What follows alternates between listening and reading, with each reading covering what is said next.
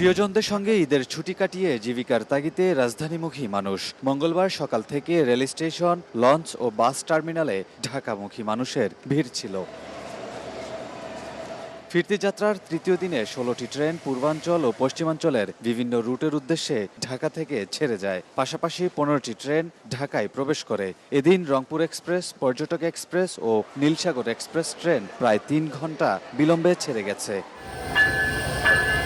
তবে নানা ভোগান্তি থাকলেও পরিবারের সদস্যদের সঙ্গে ঈদ আনন্দ ভাগাভাগি করে ঢাকায় ফিরতে পেরে সন্তুষ্টির কথা জানিয়েছেন কেউ কেউ। আপনজন ছেড়ে ব্যস্ত ঢাকায় ফিরে আসায় কষ্টের কথাও বলেছেন অনেকেই। সবকিছু মিলে জার্নি ভালো ছিল, তবে ট্রেনে একটু ক্রসিং এর জন্য একটু সময়টা বেশি লাগছে। জীবনের তাগিদে অবশ্যই আসতে হবে, পড়াশোনা আছে, ইউনিভার্সিটি আছে, আসতে তো হবেই। 2 ঘন্টা লেট ছিল ট্রেন, কিন্তু পরে স্বাভাবিক।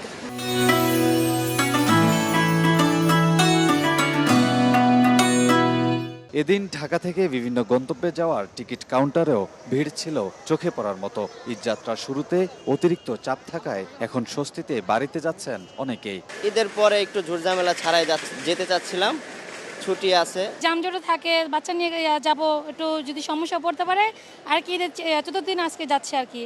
আর রেলওয়ে বলছে ফিরতি যাত্রা নির্বিঘ্ন করতে সব প্রস্তুতি রেখেছে কর্তৃপক্ষ। ঈদ পরবর্তী সময়েও আমরা সুশৃঙ্খলভাবে এবং যাত্রী সাধারণকে নির্বিঘ্নে স্বাচ্ছন্দ্যময় এবং স্বস্তিকর যাত্রা এখন পর্যন্ত উপহার দিতে পেরেছি। আমি প্রত্যাশা করব যে আগামী ঈদ ফেরত যাত্রার শেষ দিন পর্যন্তও আমরা যাত্রী সাধারণকে একটা স্বস্তিকর যাত্রা উপহার দিতে পারবো। প্রায় একই দৃশ্য দেখা গেছে রাজধানীর সদরঘাটে। ভোরেই দক্ষিণাঞ্চলের বিভিন্ন লঞ্চ টার্মিনালে ভিড়তে থাকে। নিজ নিজ কাজে যোগ দিতে কর্মজীবীরা ফিরছেন ঢাকায়। খুবই ভালো সার্ভিস পেয়েছি, এখান থেকে লাগেজগুলো নিজ হাতে টানা লাগাইনি, ফ্রি সার্ভিস পেয়েছি। অনেকদিন পরে জার্নি করছি লঞ্চে, আমার ভালোই লাগছে, তো আনন্দটা উপভোগ করতে করতেই আসলাম। এছাড়া সড়কে অতিরিক্ত চাপ না থাকায় বাস যাত্রা অনেকটাই স্বস্তিদায়ক ছিল বলে জানিয়েছেন যাত্রীরা। যেহেতু এখন বাচ্চাদের স্কুল এবং আমারও কর্মক্ষেত্রে যোগদান করতে হবে আগামীকাল থেকে।